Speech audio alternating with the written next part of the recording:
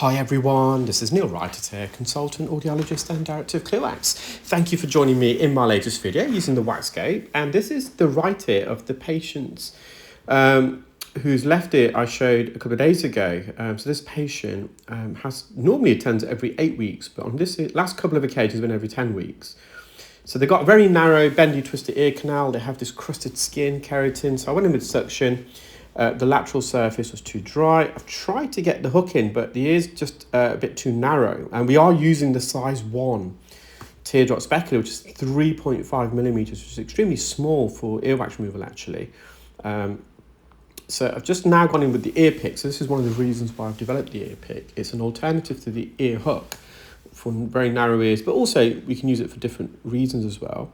Now, because of the consistency, it's really dry and crumbly. So when I went in with the ear pick, it didn't extract any of the wax or skin, it just cut through it. But sometimes manual instruments are very useful just for that purpose, because then you can go in with the suction. Because you've dissected this piece, you've made it a bit smaller, and you can then use suction. Now, it was quite incredible actually. I came across a comment on this patient's left ear the weekend when I uploaded it, and I think it's someone with a bee in their bonnet by the sounds of it, but they said that it was ridiculous that I was attempting to remove all the wax using suction in their left ear. And I was like, I actually used the manual instruments on numerous occasions, like I will in this particular video. But when the manual instruments weren't effective, I reverted to suction. And when suction wasn't effective, I reverted to manual instrument. And then there says some other things like their audiologist agrees 100% with them, and I just uploaded it on a Saturday. So I think they're from America, so it's Independence Day, so it's very unusual for someone to be able to post a video to their audiologist on a Saturday and get a reply within a few hours. But this is social media for you guys. You get all this. Now, every ear is different, so and you can't just watch a video to decide which method to remove wax, because you've got some patients who are very, very anxious, and as soon as you look at a manual instrument, for example, they get even more anxious. Like with this wax again, look, I've gone with the ear pick. Did it remove the wax? No. But what am I trying to do with it? I'm trying to cut through it now, because ideally I want this to come out in a big piece. But the patient's wax is a different consistency. So everyone's wax is different consistency. The ear anatomy is completely different for everyone. The patient's, how still they can remain. So when a patient's not able to stay very still, it's very difficult to use manual instruments, particularly with children. This patient is 14, by the way. And then it's the location of the wax. So if it's on the bony part of the ear canal, we got to be wary, because it's a lot more sensitive, and my priority is to ensure that my patients are always comfortable during the procedure. So we're not just treating what we're seeing in front of us, we're treating the whole patient. Now, I do use forceps quite a lot in a moment, but at the moment it's just too solid a piece, too spherical, so it's going to be hard to grab onto this for that reason.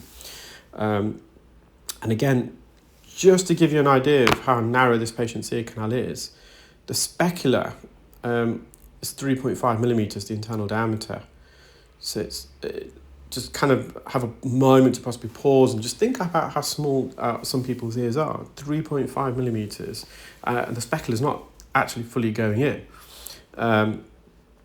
So that's another thing to be to factor in. It's the curvature as well. So again, I'm alternating between manual and suction, just like I did on this patient's left side. So the suction wasn't effective, so I'm using the hook. Again, this is what the hook's doing. It's cutting through it. It's not the right consistency for a correct, because it's the correct. Sometimes you can get wax that's really hard and dry, but when you cut into it, it's crumbly, like short crust pastry, if you like. And you get some wax that's just solid, and when you put a hook or a pick in there and you bring it out, it comes out in one piece. But so because the pick wasn't that effective in that moment, I've gone back in with suction. So we're alternating. So this is quite adherent on the, so this is their right ear, so it's their posterior canal wall to the left. And I'm just trying to get a grip. I'm just trying to bring it out. There's a bit of skin there that came away. Now, may not seem a significant amount, but they're even removing a bit of skin and remove the adhesions. So I've just put some oil in just to soften the surface now to see if this piece comes away. And if it doesn't, I'm going to revert back to a manual instrument. But in some patients, if they were very anxious, you wouldn't, you can use a manual, especially children, as I mentioned. You get some children that, as soon as they see a manual instrument, it's almost like when I never had a phobia of going to the dentist, but I know a lot of people do, stems from childhood, because they're seeing all these sharp, minute instruments that's going to go into their mouth. So it can be daunting. In fact, I had a patient this morning, bless them. It's been a few years since they had the wax removed, and they went somewhere else, and when they did, it wasn't a nice experience. And so the patient's mother does actually watch my videos, so brought their child in here today, and obviously tried to just put the patient at ease. But as soon as I was about to start the procedure, you can feel just how tense they were. Like, you could see it. They were grabbing onto the armrest, and so just had to, and that's through a bad previous experience. And fortunately, it was fine. The wax came out very quickly. So with that patient, the last thing I really want to do, if avoidable, is to go in with a manual instrument, because they're very nervous already. If they make, and when manual instruments, you are working very close often to the canal wall, which is extremely sensitive. So it's not one size fits all. And I think some people who watch the videos obviously think it is. It's ironic. I remember probably about a year or 18 months ago, I posted probably a video very similar to this, actually, and I do also post it on LinkedIn, so a lot of my colleagues can see what's possible with both the endoscope and the WAXscope if they're interested in training. And I had an ENT consultant, a very well-known consultant, leave a very lovely comment, and I probably shared that at the time on other platforms. And then you read some of the comments from kind of some members of the public, which were not very nice, and you think, I'm getting praised by a consultant ENT surgeon because of the procedure. So obviously they know how challenging it is, but then you're getting some people online just leaving some really ridiculous comments. But as I said, that is unfortunately the world we live in. So this is the forceps. You can see, like, getting the forceps into a 3.5mm specular, and this is a microjaw forceps, so they're very, very small. But what was happening, it was kind of cutting through. You're pulling some of it, and then as you're trying to pull it out, it's just slipping through the jaws, or it's cutting through it, so there's no real grip. And that's where we got to be careful, because these jaws, the tips, they are slightly rounded, but at the same time they're slightly pointed. So just a moment ago, you probably saw that the tip of the jaw is very, very close to the posterior canal wall. So if I make contact with that, it'll be very uncomfortable for the patient. And in terms of, when I'm talking about comfort, I'm coming from experience, because I've had trauma to my ear in the past, and I know how sensitive it is. And obviously I've been doing this earwax removal now for 11, 12 odd years. So, you know when you're kind of pushing the limits almost, if you're like going close to the canal with a certain instrument. So this is the anterior canal wall. So the ear canal veers off. You can see the second bend there. It veers off to the right. So it's very bendy. So now I'm going to try and pull this out, but at the same time, I'm going to try and see if I can move it away from the right-hand side of the ear canal. And the reason for that is if I can create a little, if it doesn't come away, not a problem, but then I can create a little gap, so I can put the jaws of the forceps like I am now.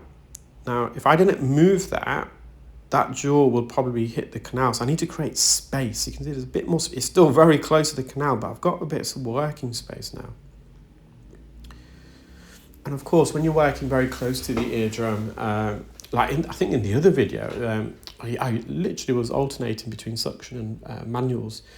And then the last bit, there was some dead skin right on the eardrum that I used suction.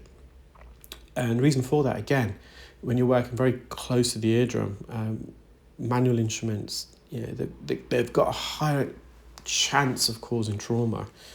So again, I'm just going to lift that away. I'm going to put the brightness up in a moment. So probably got 2/3 out. And this is where the ear really narrows. This is, we're near the isthmus, which is a narrowing just in front of the eardrum, about 0.5 centimetre away. Again, this wax is really dry on skin, keratin, very dry and crumbly, which makes it, and it's stuck to the ear canal wall. So I'm just trying to prise that away, just trying to stretch and straighten the ear a little bit. And they do have a film of dead skin, like they did on their left side, lining the medial canal wall and the eardrum. So I'm trying to go anteriorly, almost to the anterior recess. You can see that skin, the white peripheral layer. We're trying to just loosen that and bring it forwards a little bit. Because at the moment, I can't put my forceps there. There's no space. But in a moment, we revert to the forceps and we manage to extract this in a large piece. So sometimes, quite often, you're using all instruments, not just suction or just not manual. You're using them in tandem. They're there to support one another quite a lot of the time. So you can chisel some wax, if it's crumbly, for example, and then go to the forceps. Or suction, sorry. So this is coming out near the end. So the entrance of the ear is very narrow. So I'm just using the specular to straighten that out because it's too large to squeeze through. But this is a lot. And you can just see by the surface, that texture, that skin that I now got the suction tip was strongly adherent to the canal wall. It wasn't loose. It was attached to the canal wall. So we're having to pull this away. And we're doing all this at the same time. We're trying to keep the patient comfortable, which is not easy, especially when you've got a very narrow ear canal and bendy ear canal and very adherent wax and skin. So it's coming through, and I think there's a last piece that I'm going to use the forceps. So it's just trying to detach it from the roof.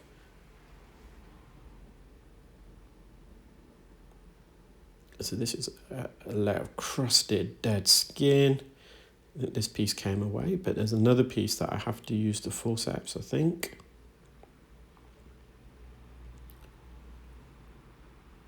So the bit to the left, it's a lot drier and harder. So if you, for example, if you get forceps into that and you close the jaws, it's too broad an area to kind of capture. And then as you're closing the jaws, because of the texture of that dry skin, like when you close it, it's not going to capture it, but it'll kind of push it further in, if it makes sense. But the angle now that I've lifted it up, there's a nice flat surface here where forceps would be great. So I'm pretty sure I'm going to use forceps now into this. There we are, because I can get the jaws around it. It's not too large a larger surface, or it even still may be, but I've managed to grab it and then we pull it out. So just like their left side, they've got a very thickened layer of epidermal skin, so the eardrum is very, very featureless. So it's almost like this patient has a keratosis obturans, but we always manage to treat it pre-keratosis obturans, which is more common in the younger population. So just a bit of skin. I'm going to see if I can mop it up. So I'm going to zoom in, because I can't get the specular any further in the ear because I've got a very narrow ear. In a moment, I'm pretty sure I'm going to zoom in just to get the last remnant in the inferior recess. There's a bit on the anterior canal. Again, these are all kind of bonus for this patient. Is very still. They're used to coming here. So we're just going to get as much out as safely as possible. So that's a bit from the anterior recess that's hidden away. But again, some patients, you'll just leave that. I saw another patient today. There was a bit of, well, it wasn't significant. We left it because they were very nervous. So I've got them to here again. They're comfortable, so they're fine. So I hope you enjoyed that video, guys. Take care, keep well, speak soon. Bye.